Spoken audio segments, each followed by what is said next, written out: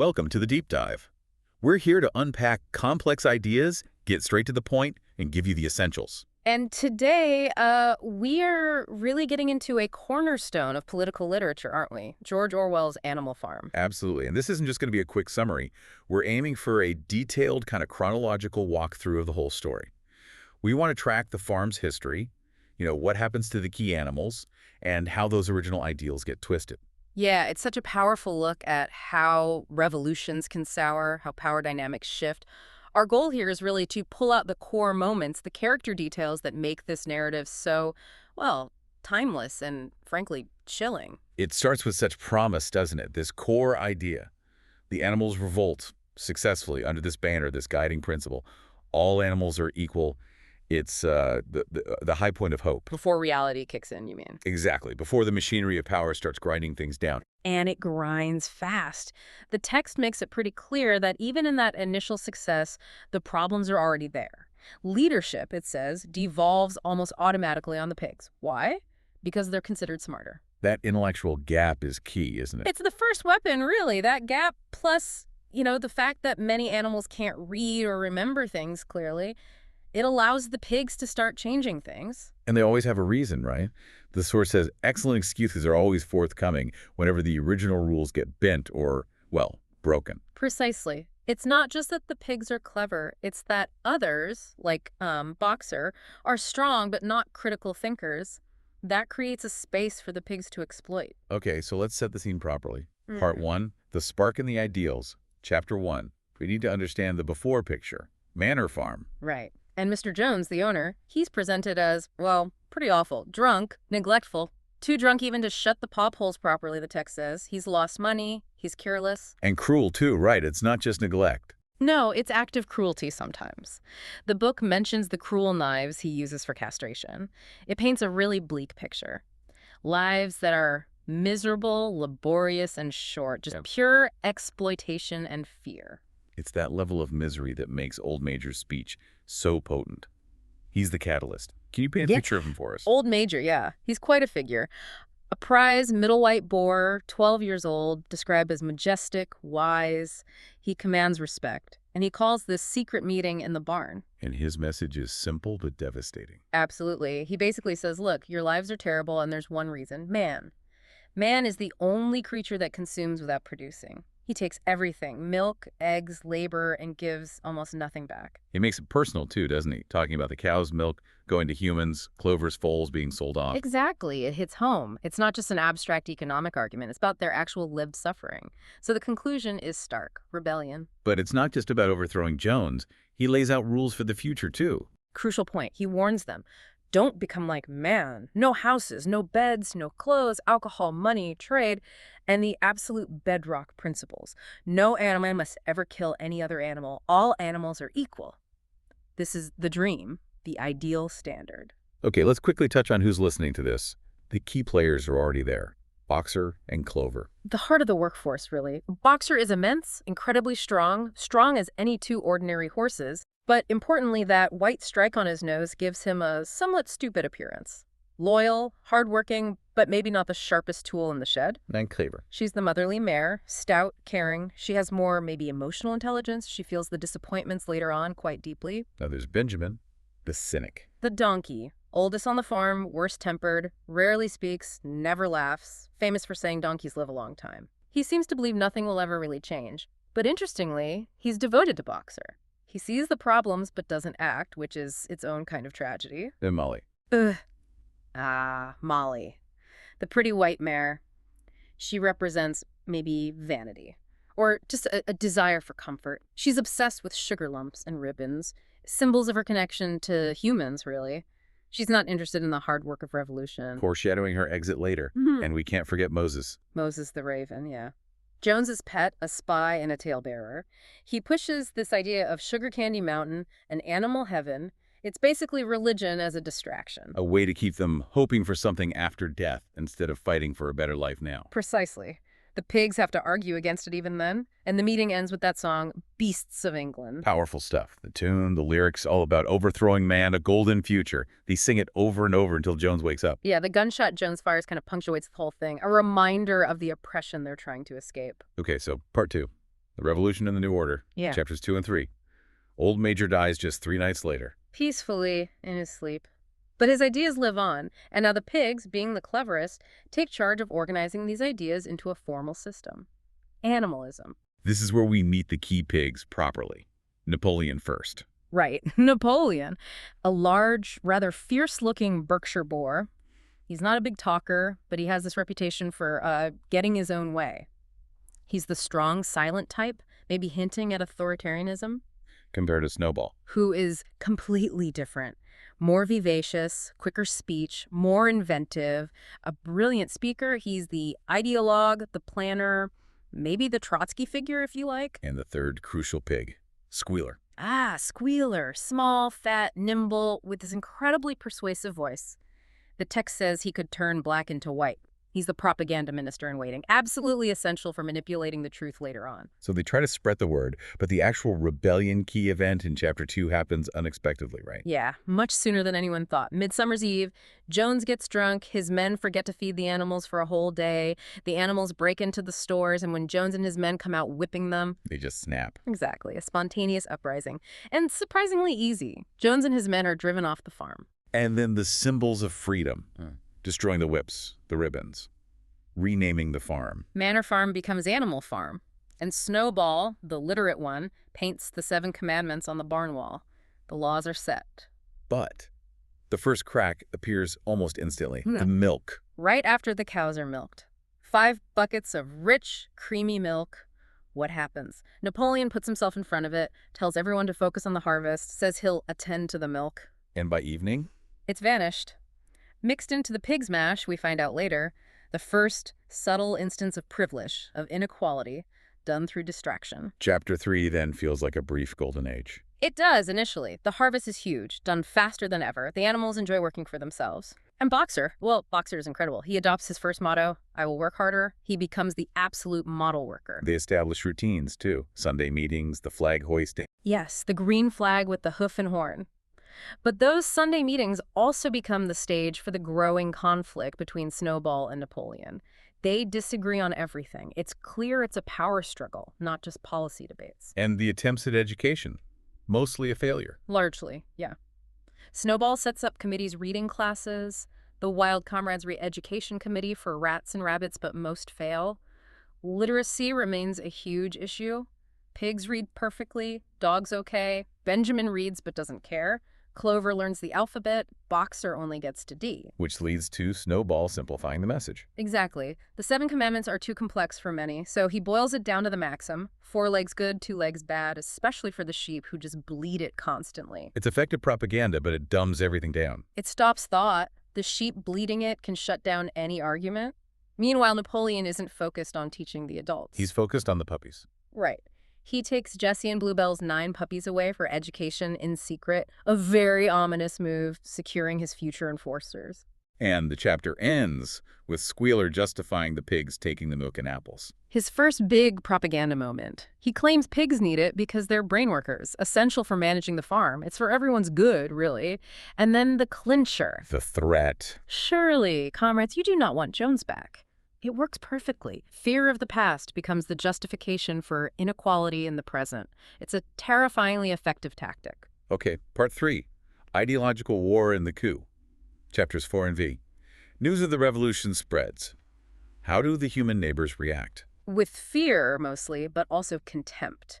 We meet Pilkington of Foxwood, easygoing, bit neglected, and Frederick of Pinchfield, tough, shrewd, known for cruelty. Think maybe the West and Nazi Germany, perhaps? They dislike Animal Farm, but they also dislike each other. Yeah, too much rivalry to team up effectively at first. They spread rumors, cannibalism, torture, but secretly they're worried by the rebellion, especially the song Beasts of England. This leads to the first major conflict, the Battle of the Cowshed in Chapter 4. Early October. Jones, with men from Foxwood and Pinchfield, attacks to retake the farm. And this is where Snowball shines as a military leader. He planned for this. Oh, yes. Studied Julius Caesar, he orchestrates a defense in phases, skirmishes, a feigned retreat drawing the men in, then a big ambush. It's brilliant tactically. The animals fight fiercely. Snowball gets grazed by pellets but tackles Jones and Boxer. Boxer causes the most damage, stunning a stable lad with his hoofs. He thinks he's killed him and is immediately full of remorse. I have no wish to take life, not even human life. It shows his fundamental decency, even in battle. But they win decisively. Medals are awarded. Animal hero first class for Snowball and Boxer, and they set up Jones's gun to be fired on the anniversaries, creating revolutionary traditions. But Chapter 5 starts with a loss. Molly defects. Yeah, she was never really committed, caught talking to Pilkington's men, letting them stroke her nose, feed her sugar. Clover finds ribbons and sugar hidden in her stall. And she just disappears. Seen later pulling a dog cart, looking happy with her ribbons. She chose comfort and vanity over the revolution. A small betrayal, but symbolic. Then the big ideological clash. The windmill. This is the breaking point between Snowball and Napoleon. Snowball has these grand plans: electricity, heating, saving labor, a 3-day week. It's a vision for a modern, easier future. Napoleon opposes it completely. Dismisses it as nonsense, wants to focus on food production now. He even urinates on Snowball's carefully drawn plans to show his contempt. The farm divides. Vote for Snowball in the 3-day week versus vote for Napoleon in the full manger. Benjamin the donkey, still cynical. Utterly refuses to take sides, says life will be awful either way. Windmill or no windmill, life goes on as it always has, badly. The vote happens, and Snowball, the better speaker, seems to be winning. His eloquence carries the day. But just as he finishes, Napoleon lets out this high-pitched whimper. The signal. The signal. And in charge, the 9 enormous dogs, the puppies, now fully grown and ferocious. They chase Snowball right off the farm. He barely escapes. And just like that, democracy is over. Instantly. Napoleon announces Sunday meetings are abolished, debates are over. A special committee of pigs led by him will make all decisions. It's a coup, plain and simple.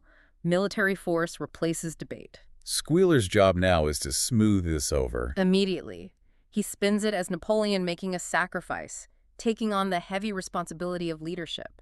Snowball, he claims, was actually a criminal. Bravery isn't as important as loyalty and obedience. Values shift right there. Completely.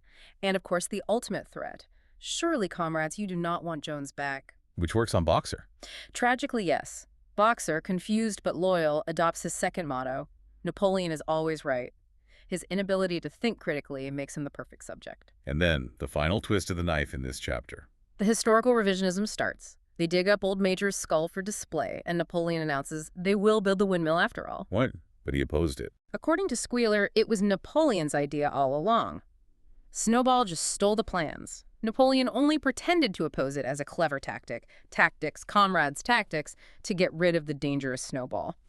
It's breathtakingly cynical. The past is rewritten overnight. Wow. Okay, part 4. Hardship and the erosion of memory. Chapters 6 and 7. So, the windmill is being built, but under Napoleon's rule. And the work is brutal. Like slaves, the text says. A 60-hour week plus supposedly voluntary Sunday work. But if you skip it, your rations are halved, so not really voluntary. Boxer is key here, obviously. Absolutely essential. He pushes himself relentlessly, getting up earlier, working harder. His slogans become his life. The construction itself is tough. They have to drag huge boulders up a quarry and drop them to break them. Then they hit shortages, practical things. Nails, paraffin oil, dog biscuits, iron for horseshoes, machinery for the windmill. They need things they can't produce, which forces Napoleon's next big move. Trade with humans. Exactly. He announces they'll trade through a solicitor, Mr. Whymper. This causes unease. The animals vaguely remember resolutions against trade, against using money, against dealing with humans. But Squealer is ready. Oh, yes. He quickly shuts down the few pigs who dare to protest. Then he tells the others they must have dreamed it. Was there ever a written resolution? He asks them, knowing full well they can't read or find one. Exploiting their illiteracy again. Perfectly. He makes them doubt their own memories. If it's not written down or if the writing can be changed, did it really happen? And the pigs start enjoying more privileges, moving into the farmhouse. Yes, sleeping in beds, using the kitchen. This directly violates another commandment. Clover feels uneasy, asks Muriel the goat to read the 4th commandment on the wall. And it's changed. It now reads, "No animal shall sleep in a bed with sheets." The addition makes all the difference. Squealer explains it away brilliantly. A bed is just a place to sleep. Even straw is a bed. The rule was against sheets, a human invention. Pigs need comfort for their brain work, and, of course... Jones would come back if they didn't sleep well. You got it. The law is completely fluid, changeable to suit the rulers. And then disaster strikes in Chapter 7, the windmill. A huge storm blows in. In the morning, the windmill, the product of nearly a year's hard labor, is in ruins. A devastating blow. How does Napoleon handle this? Blame himself. The weather. No. He needs a scapegoat immediately. He sniffs the ground dramatically and declares, "Snowball! He has done this thing!" Snowball again. The invisible enemy. Perfect foil. Snowball becomes responsible for everything that goes wrong. Blocked drains, broken eggs, lost keys. Napoleon even claims he can smell Snowball lurking around. He offers a reward for Snowball's capture. Things get worse. Winter sets in, there's a food shortage. A real risk of starvation. But Napoleon can't admit failure. He uses whimper to spread rumors of prosperity, even fills food bins with sand topped with grain to deceive the outside world. The animals starve while projecting success. This leads to the first open rebellion within the farm. The hens. Yeah, Napoleon needs grain, so he makes a deal to sell 400 eggs a week. The hens are outraged. It goes against everything they fought for. They stage a protest, flying up to the rafters and smashing their eggs. Napoleon's response. Ruthless. Cuts off their rations entirely, forbids anyone from helping them. 9 hens die of starvation. It's brutal suppression blamed officially on disease. A clear message. Dissent will be crushed. And the snowball narrative escalates even further. Squealer announces Snowball has now sold himself to Frederick of Pinchfield and was secretly Jones's agent from the very beginning. Even his heroism at the Battle of the Cowshed was faked. This is where Boxer resists briefly. He does. He remembers Snowball fighting bravely. "I do not believe that Snowball was a traitor at the beginning," he says. "It's a moment of doubt." How does Squealer handle that? Very carefully. He doesn't argue directly. He says Comrade Napoleon has stated categorically that Snowball was a traitor from the start. That forces Boxer's loyalty. If Comrade Napoleon says it, it must be right. Boxer gives in. And that submission paves the way for the darkest moment yet. The Purge. It's terrifying. Napoleon convenes an assembly. The dogs drag out the 4 pigs who had protested earlier. They confess clearly forced to colluding with Snowball. Then 3 hens, leaders of the egg rebellion, a goose, 3 sheep, all confess to various crimes. And they're executed on the spot. By the dogs, torn to pieces. It's a public bloodbath. The first time animals have killed animals since Jones left. The air, the text says, is heavy with the smell of blood. It's state terror, pure and simple. Show trials and executions to enforce obedience. How do the other animals react? Clover. Clover's heartbroken. Looking out over the farm, she thinks this wasn't the future they aimed for. This terror and slaughter isn't what Old Major dreamed of, but she doesn't rebel. She still thinks things are better than under Jones, and she remains loyal to the farm, if not the current reality. And the final act of suppression in this part. Squealer announces Beasts of England is abolished. It was a song of rebellion, he says, and the rebellion is over. The better society is here now, despite the corpses. A new, bland song composed by Minimus replaces it. They can't even sing about freedom anymore. All right, part 5. Total control and the ultimate betrayal. Chapters 8 and 9. The fear seems to be working. Absolutely. The first thing they do in Chapter 8 is justify the executions. Clover again asks Muriel to read the 6th commandment. Let me guess. Changed. You know it. No animal shall kill any other animal without cause. Suddenly, the purge was completely justified. The reason was good cause treason. And Napoleon becomes even more remote. A cult of personality develops. Completely. Rarely seen in public. Issues orders via squealer. Always flanked by dogs. Has a cockerel announce his presence. Eats alone off fancy china. Gets elaborate titles. Father of all animals. Terror of mankind. Propaganda is constant now. Non-stop. Squealer reads out endless figures showing massive increases in production, which the animals can't verify. Every positive event is credited to Napoleon's genius. Minimus writes a truly awful, fawning poem called Comrade Napoleon, which is inscribed on the barn wall opposite the commandments. Meanwhile, Napoleon is playing games with the neighboring farmers over that pile of timber. Yes, playing Pilkington and Frederick off against each other. Depending on who he's negotiating with, Snowball is declared to be hiding at the other farm. He whips up hatred for Frederick, spreading stories of his cruelty. Then he suddenly sells the timber to Frederick. After publicly denouncing him, he gets paid in banknotes. The animals are told the stories about Frederick were lies, and Napoleon's cunning forced a higher price. They celebrate his brilliance. Until 3 days later, Whymper comes running back. The banknotes are forgeries. Frederick got the timber for nothing. A complete humiliation for Napoleon. So Napoleon pronounces a death sentence on Frederick, and Frederick attacks. Exactly. Frederick and 15 men with guns attack the farm. Pilkington sends a note basically saying, "Serves you right."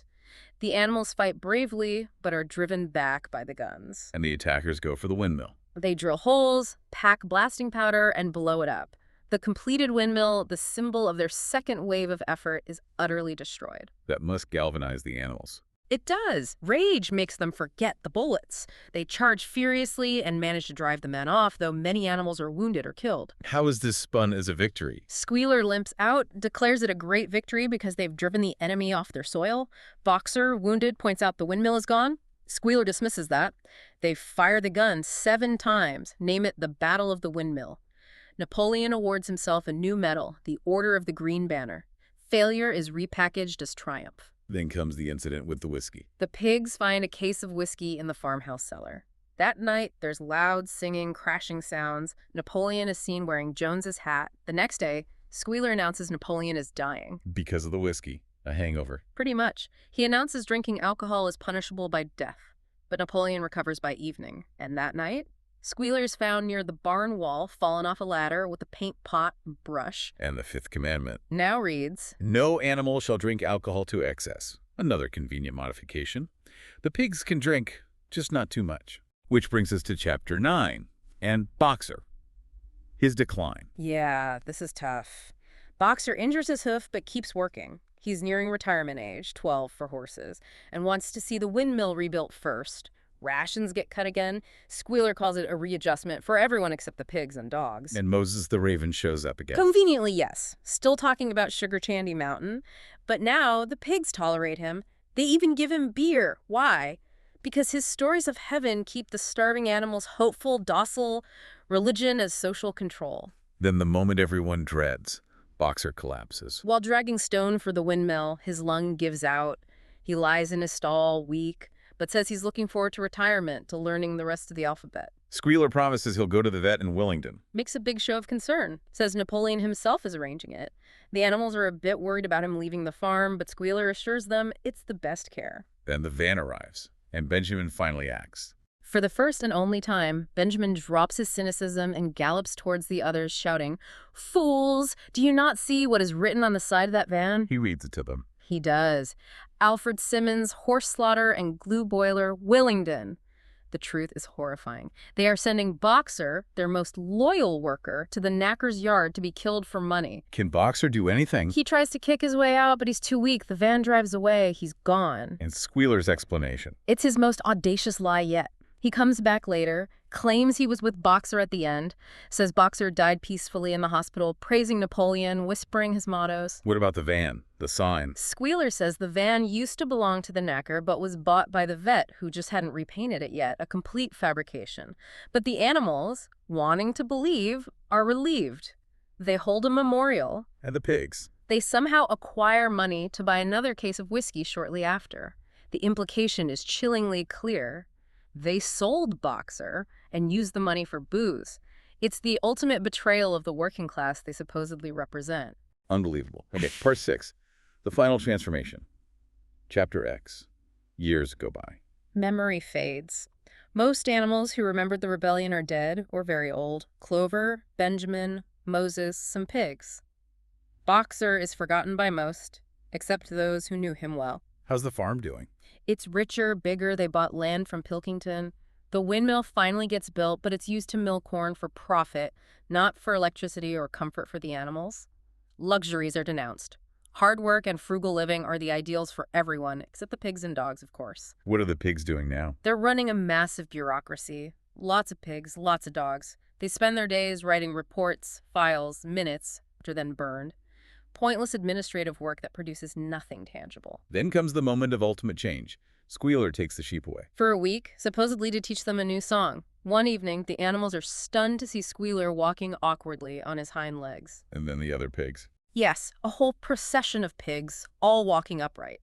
And finally, Napoleon himself, majestically upright, carrying a whip in his trotter. The ultimate symbol of human oppression, now wielded by a pig. Is there any protest? Before anyone can react, the sheep, on cue, start bleating the new maxim Squealer taught them. 4 legs good, 2 legs better. Over and over, drowning out any possible dissent. The final corruption of the slogan. Completely reversed, and then Clover and Benjamin go to the end of the barn one last time. The 7 commandments. Gone, replaced by one single commandment. All animals are equal, but some animals are more equal than others. The final, perfect piece of Orwellian doublespeak. It acknowledges equality while codifying inequality. And the pigs fully embrace human ways now. Totally. Wearing clothes found in Jones's wardrobe, installing a telephone, subscribing to newspapers, smoking pipes, they've become what old Major warned against. The climax is that meeting with the human farmers. A delegation visits, including Pilkington. They tour the farm and express deep admiration. Not for the animals' welfare, but for the efficiency. The low rations, the long hours, the lack of pampering, they see it as a model they could learn from. Pilkington makes that chilling joke. About shared problems. If you have your lower animals to contend with, he says to the pigs, we have our lower classes. It explicitly links the pigs' tyranny over animals to human class oppression. And Napoleon seals the deal. He makes a speech, toasts Pilkington, and announces 2 final changes. The revolutionary habit of calling each other comrade is abolished, and the name Animal Farm is gone too. It's back to being the Manor Farm. The revolution is officially erased. And that final, iconic scene. The card game. An argument breaks out. Napoleon and Pilkington both play the ace of spades simultaneously. Cheating, suspicion, just like humans. The other animals creep up to the window and look in at the scene. What do they see? They look from the pigs' faces to the men's faces, back and forth, and the final line. It was impossible to say which was which. The transformation is complete. The oppressors and the liberators are indistinguishable. Just Yeah. a devastating end to that whole arc. Yeah. From that initial hope of equality. Right, from Beasts of England and the 7 To Commandments Squealer's propaganda, the manipulation of memory, the brute force. to end up right back where they started, maybe even worse, with new masters who look exactly like the old ones. The personal stories, like Boxer's betrayal and Clover's quiet despair, really ground that political message. They do. And it highlights how crucial memory and literacy are. Without a shared, reliable record of the past and the original rules, Napoleon and Squealer could rewrite history and reality itself, culminating in that absurd, more equal than others line. The book really does hit you in the head and the heart, as the source material suggests. So the final thought for you, listening, to take away. The pigs won because the animals feared Jones's return more than they resisted Napoleon's tyranny. How vital is it then for any society to have a bedrock of truth, a history, a set of facts that can't be easily manipulated or erased by those in power? Yeah, what happens when the squealers of the world can convince you not to trust your own memory, your own eyes? When the liberators and oppressors blur into one? It's a question that, unfortunately, remains incredibly relevant. Powerful questions indeed. Thanks for exploring Animal Farm with us on this deep dive. Thank you. We'll see you next time.